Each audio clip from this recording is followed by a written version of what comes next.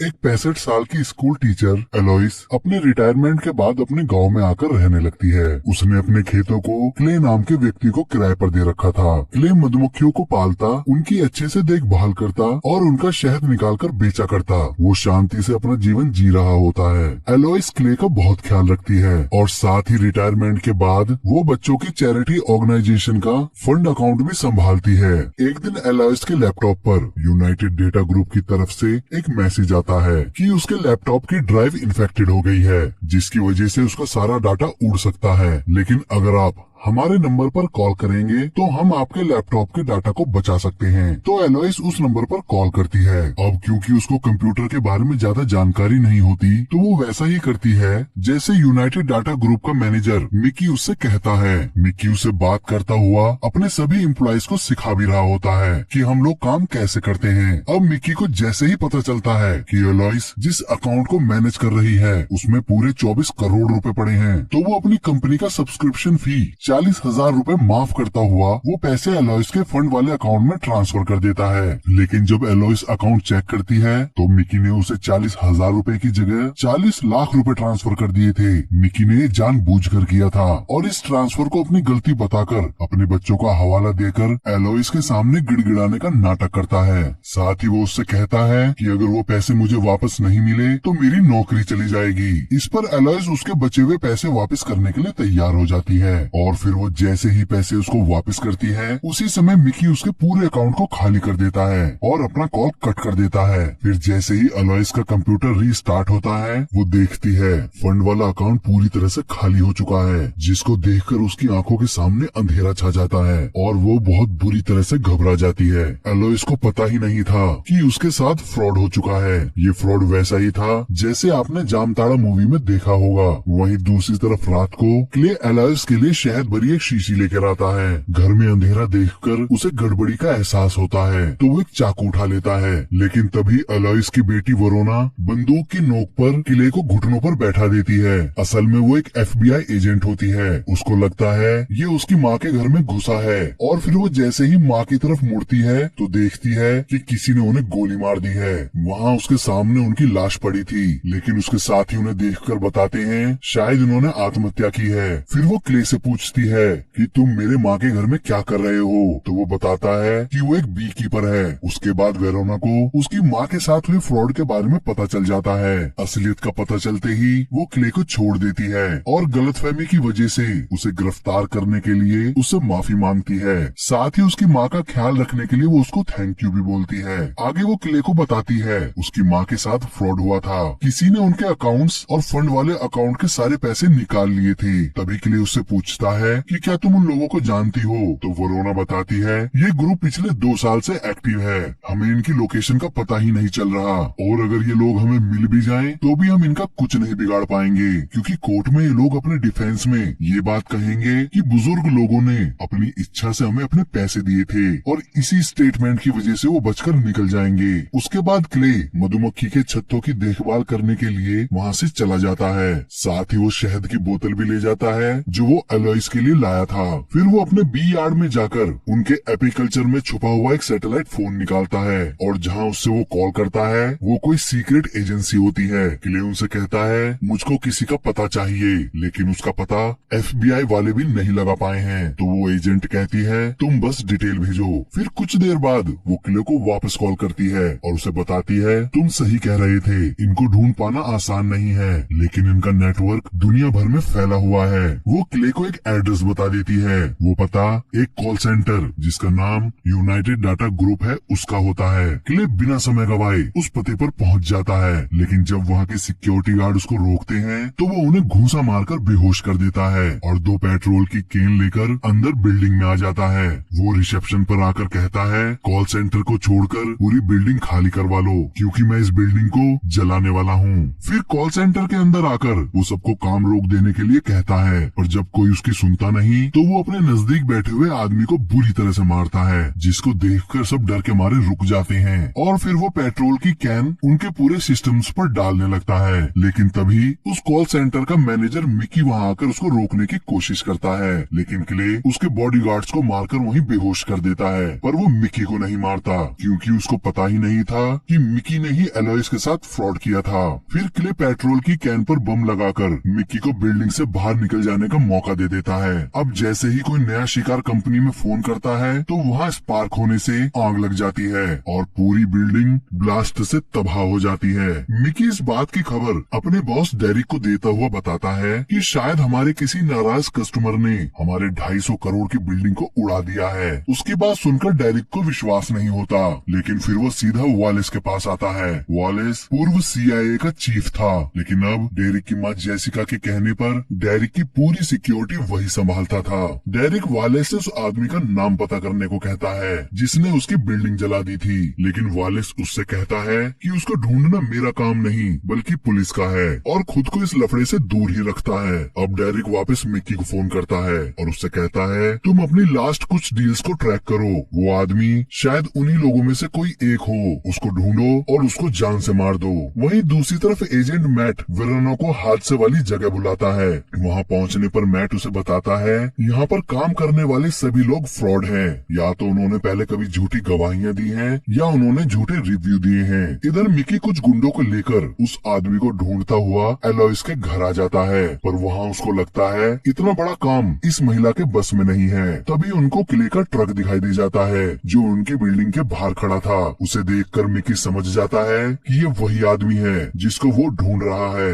फिर वो गुस्से में सबसे पहले किले की मधुमक्खियों के एपीकल्चर को गोलियों से उड़ा देता है और फिर किले का पीछा करता हुआ बी यार्ड में पहुंच जाता है। वहाँ वो लोग किले को मारने की बहुत कोशिश करते हैं, लेकिन किले एक एक करके सभी गुंडों को जान से मार देता है और मिकी के सीधे हाथ की सारी उंगलियां काट देता है। उसके बाद वेरोना कॉल सेंटर के एम्प्लॉय से पूछती है कि तुम लोग आखिर यहाँ क्या काम करते हो, तो वो उसको कुछ भी बताने से मना कर देता है और कहता है कि कंपनी के वकीलों से पूछो। तभी एजेंट मैट वेरोना को आकर बताता है कि तुम्हारी माँ के घर में आग लग गई है। वहाँ पहुंचकर उन लोगों को कुछ लाशें मिलती हैं जो कि यूनाइटेड डाटा ग्रुप के लोगों की थी। तब उन दोनों को लगता है कहीं ये काम क्ले का तो नहीं है। दूसरी तरफ मिकी अपनी जान बचाकर भागता है और सारी जानकारी देने के लिए डेरिक को कॉल करता है। वो डेरिक को बताता है उस आदमी ने उसके सीधे हाथ की उंगलियां काट दी हैं। इस पर डेरिक उसका नाम पूछता है तो मिकी कहता है वो आदमी मधुमक्खियों को पालता है और अपने आप को बी कीपर कह रहा था।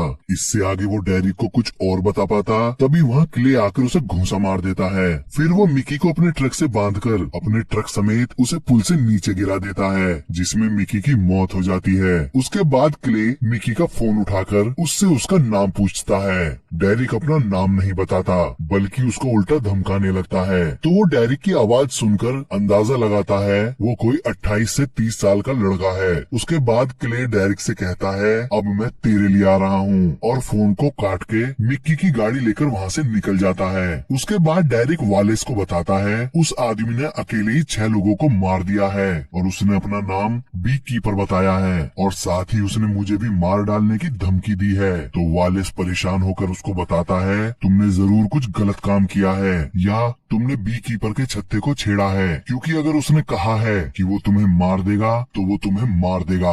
इस पर डेरिक उससे पूछता है कि आखिर वो आदमी है कौन, तो वॉलेस कहता है वो आदमी है जिसको तुम्हारी आंखें तुम्हारे आखिरी समय में देखेंगी। वही पुलिस हेडक्वार्टर में एजेंट मैट वेरोना को बताता है कि उसको क्ले के बारे में कोई जानकारी नहीं मिली है, जैसे वो कोई भूत हो या हो सकता है उसने अपना नाम असली नहीं बताया हो या वो किसी सीक्रेट प्रोग्राम का हिस्सा हो। तभी उनको फोन आता है कि उन्हें मिक्की की लाश मिल गई है, तो वो दोनों साइड पर जाकर देखते हैं कि किसी ने उसकी उंगलियां काट दी थी। इधर वॉलेस CIA के ऑफिस में अपने साथी को बताता है कि बी कीपर उसके एक दोस्त के पीछे हाथ धोकर पड़ा है, जिसकी वजह से वॉलेस उससे मदद मांगता है। फिर शाम को वो वॉलेस को वापस कॉल करती है और उसे बताती है कि जो बी कीपर तुम्हारे पीछे पड़ा है वो एक्टिव नहीं है, वो कुछ ही महीने पहले रिटायर हो चुका है। साथ ही वो बताती है हमने तुम्हारी प्रॉब्लम करंट बी कीपर को बता दी है, अब यहाँ से वही देखेंगे। इधर बी कीपर संगठन में उनको क्ले को मारने का आदेश मिलता है।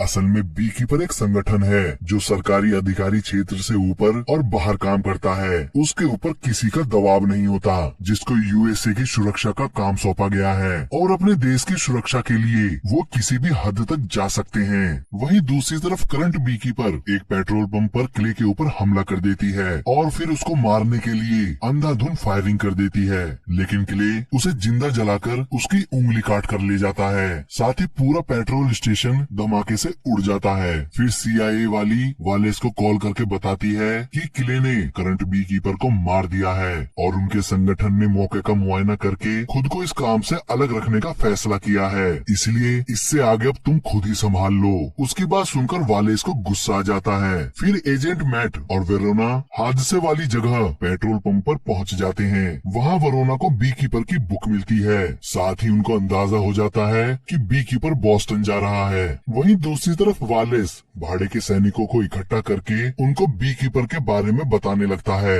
और आगे कहता है, हमारे पूर्व बी कीपर को गलत फहमी हो गई है कि जो वो कर रहे हैं वो छत्ते के लिए बिल्कुल सही है, लेकिन अब हमें उनको रोकना है। पर अगर उसको एक पल का भी मौका मिला तो वो तुम सबको मारने में एक पल भी नहीं लगाएगा। उसके बाद वो सभी उसको रोकने के लिए निकल पड़ते हैं। इधर bee keeper current bee keeper के ठिकाने पर आकर उसकी कटी हुई उंगली के बायोमेट्रिक्स से उसकी जगह को खोल लेता है और अंदर जाकर पता लगाता है जिस जगह से डेरिक उसे कॉल कर रहा था और उसका एड्रेस 9 स्टार सेंटर बिल्डिंग है। तो वो तुरंत वहाँ से अपने जरूरत का सामान और करंट बी कीपर के ट्रक को लेकर वहाँ से बॉस्टन के लिए निकल जाता है। इधर पुलिस हेडक्वार्टर में एफबीआई का डिप्टी डायरेक्टर प्रिंस वेरोना और मैट से मिलने आता है। तो वेरोना उन्हें बताती है कि जो हादसे और ये मर्डर हुए हैं इनके पीछे क्ले का हाथ हो सकता है, लेकिन हमें ये भी अंदाजा है कि वो किसी बी कीपर नाम के संगठन से जुड़ा हुआ है। पर हमारी कोई भी पार्टनर एजेंसी इस बात को कबूल ही नहीं कर रही कि इस नाम का कोई संगठन भी है। बी कीपर का नाम सुनकर डिप्टी डायरेक्टर प्रिंग अपनी नजरें चुराता हुआ वेरोना से अंदाजे लगाने को मना करता है। उसके बाद वेरोना उसको बताती है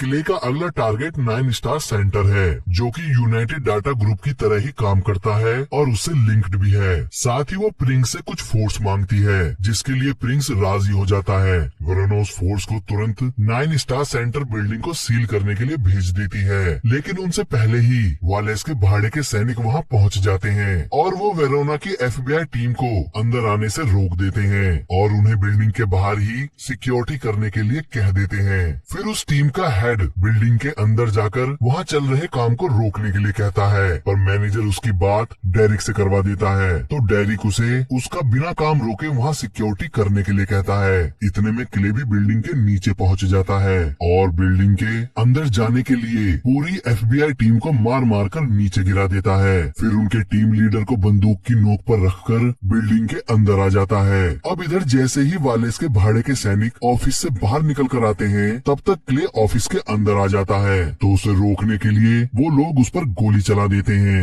उस गोलीबारी में वहाँ रखे सारे सिस्टम तबाह हो जाते हैं और क्ले भागता हुआ दरवाजे के बाहर निकल जाता है, लेकिन वो टीम उसका पीछा करने लगती है। तो क्ले एक एक करके उन्हें मारने लगता है और उनके टीम लीडर को मारकर बेहोश कर देता है। तभी वेरोना अपनी और टीम को लेकर वहाँ पहुँच जाती है और उनके साथ बिल्डिंग के अंदर घुसने लगती है। इतने में क्ले सारे भाड़े के सैनिकों को मार देता है और वापस उनके ऑफिस जाकर मैनेजर को टॉर्चर करता हुआ उनके असली बॉस के बारे में पूछने लगता है। साथ ही क्ले उसे बताता है, तुम लोग उन लोगों का पैसा लूट रहे हो जो जिंदगी भर मेहनत करके पैसा इकट्ठा करते हैं। और फिर एलोइस की तस्वीर दिखाकर कहता है, तुमने इनके अकाउंट से 24 करोड़ रुपए चुराए हैं, जिसकी वजह से इन्होंने कल आत्महत्या कर ली। उसके बाद वो मैनेजर कंपनी के असली बॉस डेरिक की तस्वीर दिखा देता है और उससे कहता है कि मैंने पहले ही कहा था इन लोगों के करीब भी नहीं जा सकते। तभी वहाँ वेरोना पहुंचकर क्ले को रोकती है। तो क्ले बताता है कि ये वही आदमी है जो तुम्हारी माँ की मौत का जिम्मेदार है। तो वेरोना अपनी भावनाओं को संभालती हुई उससे कहती है, इसका न्याय कानून करेगा। तभी क्ले कहता है, ये ऐसा कानून है जो काम नहीं करता और जब वो काम नहीं करता तो वहाँ मैं होता हूँ। उसके इतना कहते ही और भी एफबीआई के लोग वहाँ आ जाते हैं। तो क्ले को उस कमरे से बाहर निकलने का मौका मिल जाता है, लेकिन मैट उसके पीछे लग जाता है। क्ले अचानक से उसकी बंदूक छीन लेता है। तो मैट को लगता है कि वो उसे मार देगा। तभी वो कहता है, मेरे 4 बच्चे हैं, मुझे मत मारो। इस पर क्ले जवाब देता है कि मुझे पता है 3 लड़के 1 लड़की और बिना उसे कुछ कहे वेरोना के आने से पहले वहाँ से चला जाता है। उसके बाद वेरोना और मैट वहाँ पर काम कर रहे मैनेजर के साथ डेरिक की फोटो देखकर घबरा जाते हैं। असल में डेरिक कोई और नहीं बल्कि अमेरिका की राष्ट्रपति जेसिका का बेटा होता है। इधर डेरिक वालेस के कहने पर अपनी माँ को फोन करता है और उनसे मिलने के लिए कहता है, तो वो उसको अपने बीच हाउस आने के लिए कह देती है। इधर पुलिस हेडक्वार्टर में वेरोना डिप्टी डायरेक्टर प्रिंस को बताती है कि क्ले उन कंपनियों का पीछा कर रहा है जो फ्रॉड करके लोगों का पैसा चुरा रही थी। ये पैसा उन सभी लोगों की मेहनत की कमाई का था। साथ ही वो ये भी बताती है कि इसमें तीसरी कंपनी और इन्वॉल्व है और उसका इस्तेमाल कई बार हमारी एजेंसी ने भी किया है। ये कंपनी मैडम प्रेसिडेंट की है। वो इस कंपनी से साल का 84 करोड़ रुपए कमाती थी, लेकिन उनके प्रेसिडेंट बनते ही उन्होंने इस कंपनी से इस्तीफा दे दिया था। लेकिन उनके इलेक्शन के कैंपेन में सारा पैसा इसी कंपनी ने दिया था और ये सारा पैसा नंबर 2 का था। फिर प्रिंस वेरोना से पूछता है कि इसके बारे में और कितने लोग जानते हैं, तो वेरोना कहती है मैं, आप और मैट। तो प्रिंस उससे इस बात को किसी और से बताने से मना कर देता है। फिर वेरोना प्रिंस से कहती है कि मुझे पूरा विश्वास है कि क्ले को इस सारे मामले का पता चल चुका है, इसीलिए वो मैडम प्रेसिडेंट को भी मारने से पीछे नहीं हटेगा और लगता है उसका अगला शिकार वही हो। इधर मैडम प्रेसिडेंट के बीच हाउस पर बहुत तकड़ी सिक्योरिटी लगी होती है। वेरोना और मैट भी अपनी आईडी दिखाकर वहाँ पहुँच जाते हैं। वहाँ FBI वाले और सीक्रेट सर्विसेज वालों की भरमार होती है। क्ले भी समुद्र के रास्ते से उस बीच हाउस के पास पहुँच जाता है और वहाँ की सिक्योरिटी गार्ड्स को चकमा देने के लिए उन्हीं के ट्रक के नीचे छुप जाता है। लेकिन जब एक गार्ड उसको वहाँ देख लेता है तो क्ले उसे मारकर अपनी जगह ट्रक के नीचे लटकाकर खुद उसकी ड्रेस पहनकर बाहर निकल आता है और उन्हीं के ग्रुप के साथ मिलकर बीच हाउस की तरफ जाने लगता है। इधर डेरिक ने अपनी सिक्योरिटी के लिए कुछ गुंडे भी बुला रखे थे। इतने में क्ले ड्रेस बदलकर सूट पहन लेता है और वहाँ चल रही पार्टी में घुस जाता है। असल में डेरिक ने वहाँ पार्टी भी रखी होती है जो उसके दोस्तों के लिए थी। तभी वेरोना और मैट को डिप्टी डायरेक्टर प्रिंग मैडम प्रेसिडेंट से बात करता हुआ दिखाई दे जाता है। उनको शक होता है कि शायद इसने हमें डबल क्रॉस कर दिया है, लेकिन असल में प्रिंग वहाँ पर डेरिक की कंपनियों के बारे में पता करने आया था। तो वो मैडम प्रेसिडेंट और डेरिक को अलग बुलाकर डेरिक से डाटा यूनाइटेड ग्रुप और 9 स्टार कंपनी से उसके संबंध के बारे में पूछता है। तो डेरिक उसको बताता है कि मैंने उन कंपनियों में इन्वेस्ट किया हुआ है बस। वहीं दूसरी तरफ वेरोना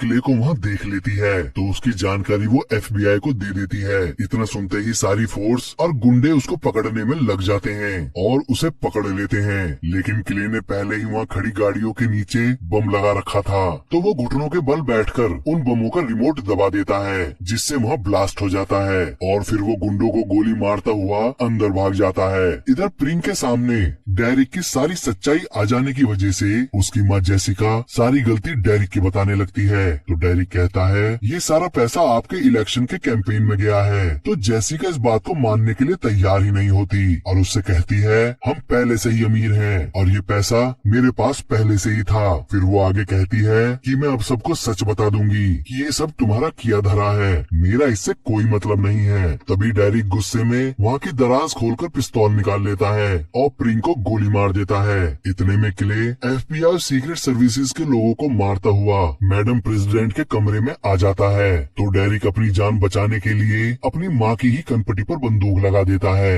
और इससे पहले वो उन्हें मार देता तभी क्ले वेरोना के सामने डेरिक को गोली मार देता है। फिर और लोग आने से पहले क्ले वहाँ की खिड़की तोड़कर बाहर निकल जाता है, लेकिन फिर भी वेरोना उसको अपनी गन पॉइंट पर ले लेती है लेकिन उसे गोली नहीं मारती, जिसका फायदा उठाकर वो वहाँ से भागने में कामयाब हो जाता है। वो वापस बीच पर आकर अपने डाइविंग गैजेट्स निकालकर समुद्र के पानी के अंदर तैरता हुआ वहाँ से निकल जाता है। बी कीपर ने अपना काम पूरा कर दिया था और ये कहानी यहीं खत्म हो